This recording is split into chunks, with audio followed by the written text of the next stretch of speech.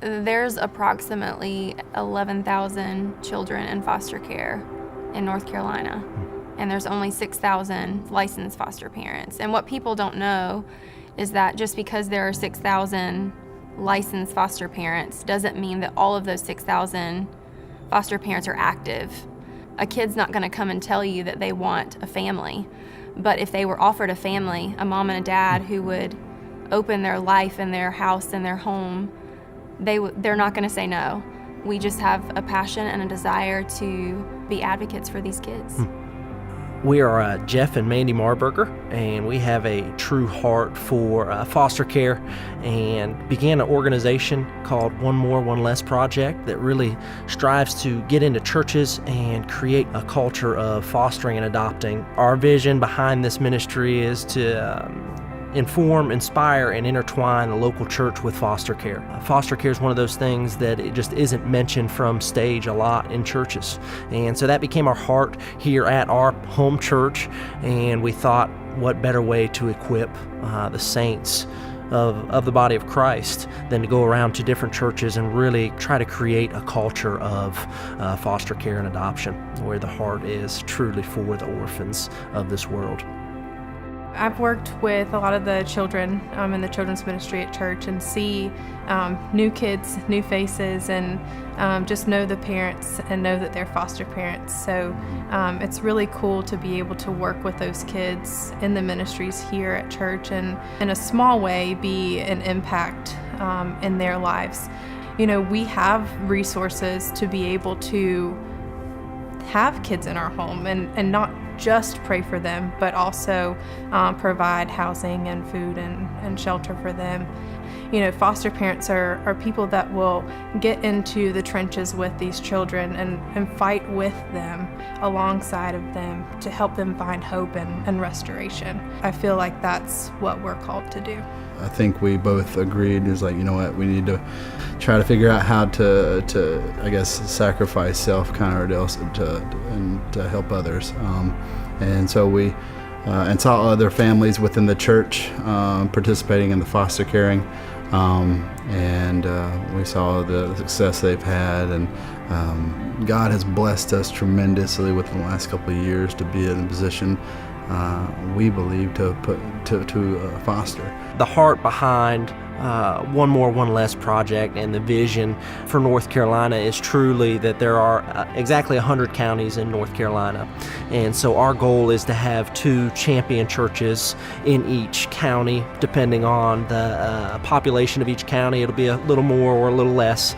But the heart truly behind those champion churches are to create a culture where it is inspirational to the community around them. So now they're not just partnering with the people inside their church, they're partnering with people outside their church, and it just interweaves so many different people together when you start forming these partnerships, and when there truly is a heart for fostering and adoption that happens within a church. And so that's our hearts for it, is to really see it become the second nature of the church, to say, hey, there's a foster child that's in need, we'll take them in. We have this team in place. The idea that these kids need an advocate. You know, a lot of them are infants and babies and toddlers and kids, and they don't have a voice. They don't have that protection. You know, when you go home at night and you kiss your kids goodnight and you pray with them and, you know, you do all this stuff for them, there's security there. They have that security, they have that love, and every child should have that. But sadly, there are far too many children that don't. Absolutely. And I can't go to bed at night and kiss my kids and all this, and know that I could do this for a child that never gets this, that never gets physical contact or love, and I'm not doing it, then there's a problem. So, you know, it's definitely something that I think people really need to pray about and consider. But I think if you call yourself a Christian, we're all called. You know, it's just taking that leap of faith and being obedient to the calling. It's only going to take 4 volunteers per church to really get this culture started. We'll have one lead person who will basically be kind of like an umbrella for these 3 teams. We'll have a prayer team, we'll have a foster parenting team, and then we'll have a respite team. So the lead person's responsibility will basically be to oversee the other 3 volunteers. They will help keep those volunteers accountable and just make sure they're doing what they're supposed to do. The prayer team leader will be just that, and they will pray for foster children within their community and foster families within their church. Our foster parenting team will basically, their job will be to recruit foster parents and build relationships with people who might be interested in foster care. Our respite team will basically just meet those tangible needs that foster children might have. That might be just giving them clothes when they first come into care. A respite need might be feeding a family who just got placed with a new child, so that would be our respite team.